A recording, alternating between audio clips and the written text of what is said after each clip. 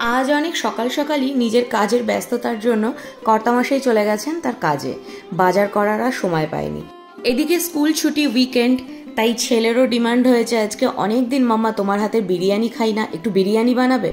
কিন্তু ফ্রিজে পড়ে রয়েছে খানিকটা চিকেন ব্রেস্ট, আর চিকেন ব্রেস্ট আমরা সাধারণত বিরিয়ানিতে ইউজ করি না। ছেলের আবার বিরিয়ানিতে লেগ পিস খুব পছন্দের, কিন্তু উপায় নেই, তাই ভাবলাম চলো আজকে একটু অন্যরকম বিরিয়ানি বানাই।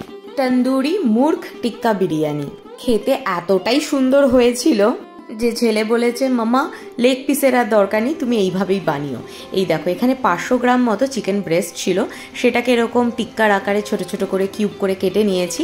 তারপরে বেশ অনেকটা পরিমাণ জলের মধ্যে 1 টেবিল চামচ ভিনিগার দিয়ে এটাকে 30 মিনিটের জন্য ভিজিয়ে রেখে দেবো। এতে করে ভিনিগারটা চিকেনটাকে অনেকটা সফট করে দেবে।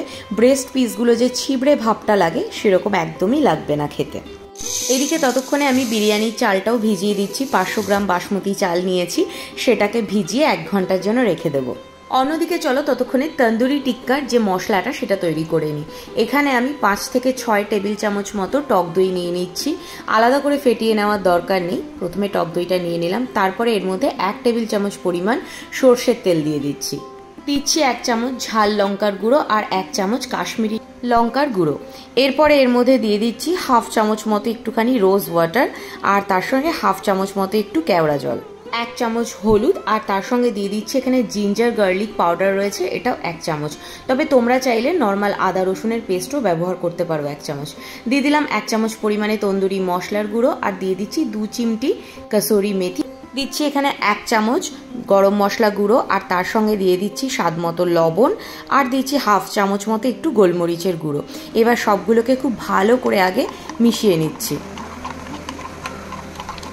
এবার চিকেনের পিসগুলোকে ভিনিগারের জল থেকে তুলে ভালো করে এরমভাবে চিপে নিচ্ছি, যাতে জলটা যতটা সম্ভব বের করে দেওয়া যায়। এরপরে ডাইরেক্ট মশলার মধ্যে দিয়ে দিচ্ছি। এবার খুব ভালো করে মশলার মধ্যে মাখিয়ে নিয়ে এটাকে ম্যারিনেট অবস্থায় 1 ঘন্টার জন্য রেখে দেবো। যেহেতু চিকেনের পিসগুলো ছোট ছোট, তাই 1 ঘন্টাই এনাফ, আর তার মধ্যে ভিনিগারে ডোবানো হয়েছে, তাই 1 ঘন্টাতেই খুব ভালোভাবে ম্যারিনেট হয়ে যাবে।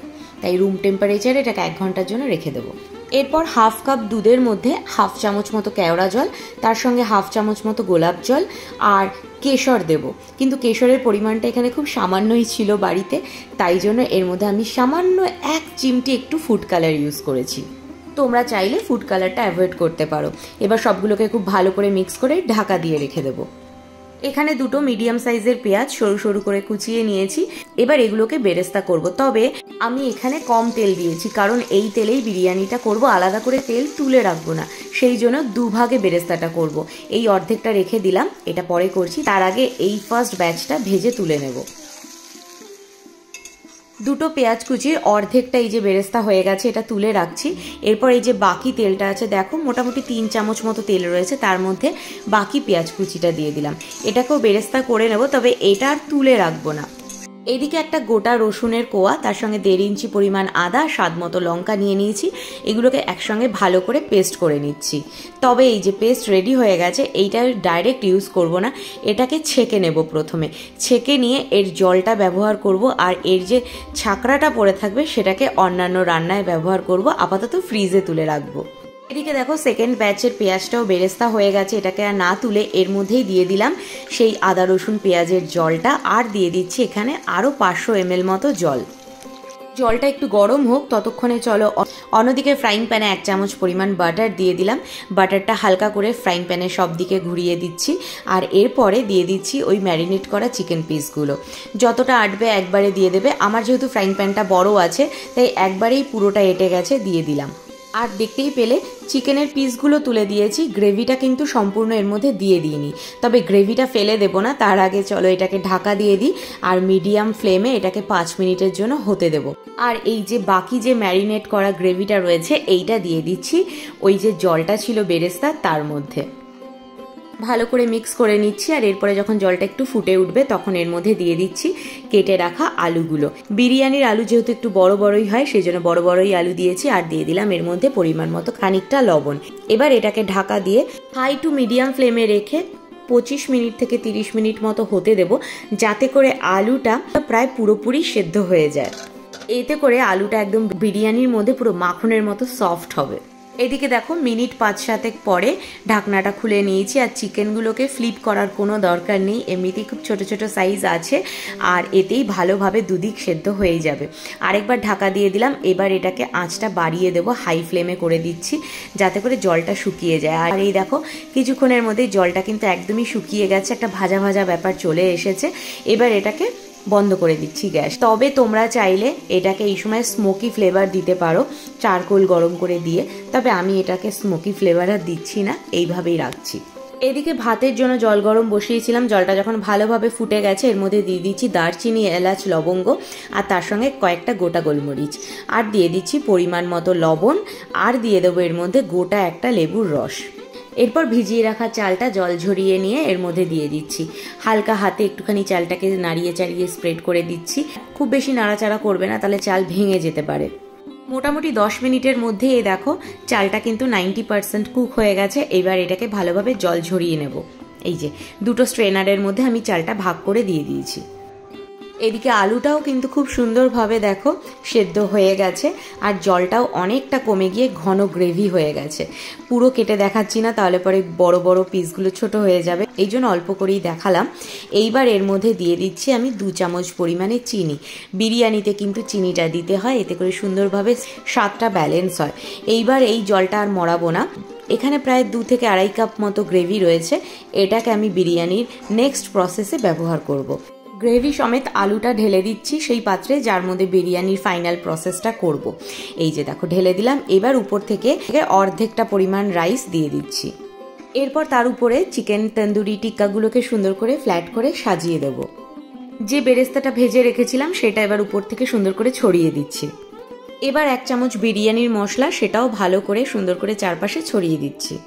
এরপর বাকি যে অর্ধেকটা চাল রয়েছে সেটাকেও সুন্দর করে উপর থেকে ছড়িয়ে দেব। এবার দিচ্ছি কেশর গোলা দুধটা, সব শেষে উপর থেকে 2 থেকে 3 ফোঁটা মিঠা আতর দিয়ে দিচ্ছি। আর দিচ্ছি 2 চামচ পরিমাণে ঘি চারপাশে সুন্দর করে ছড়িয়ে।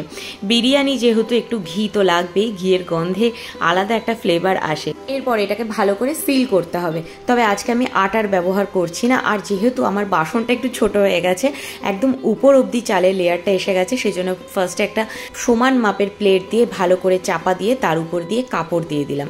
কিচেন যে টাওয়ালগুলো হয় সেটাই একটা দিয়ে দিলাম, তার উপর দিয়ে কাচের ঢাকনাটা দিয়ে ভালো করে এটাকে সিল করে দিলাম।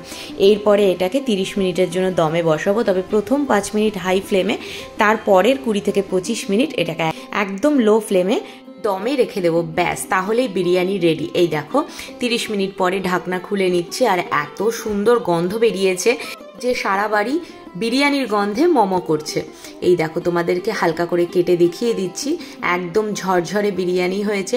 রাইসটা কিন্তু পারফেক্টলি কুক হয়েছে, যেরকম দোকানের বিরিয়ানিতে হয় সেই জুসি ভাবটাও রয়েছে, অথচ একটুও শক্ত নেই, আর একটা চালও কিন্তু ভেঙে যায়নি।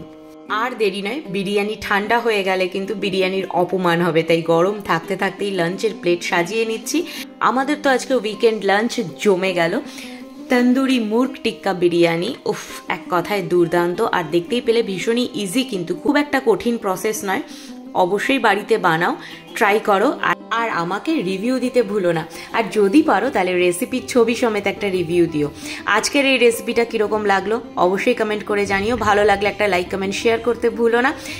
চালটা যেরকম ঝরঝরে হয়েছে সেরকমই কিন্তু চিকেনটাও খুব সফট আর জুসি হয়েছে। আর আলুটাও ভেঙে তোমাদের দেখাচ্ছি, তবে এত গরম ভাঙতে গিয়ে রীতিমতো হাতে ছ্যাঁকা লেগে যাচ্ছে। দেখো কতটা সফট হয়েছে। আমার মতো আলু লাভার কারা কারা আছো জানিও, যারা বিরিয়ানির মাংসের থেকেও আলুটা বেশি প্রেফার করো। তাহলে চলো আজকের মতো বিদায়। রেসিপিটা ভালো লাগলে অবশ্যই একটা লাইক কমেন্ট শেয়ার করে দিও। যারা পেজটা এখনো ফলো করোনি প্লিজ একটা ফলো করে দিও, আর ইউটিউব থেকে দেখে থাকলে চ্যানেলটা সাবস্ক্রাইব করার অনুরোধ রইল।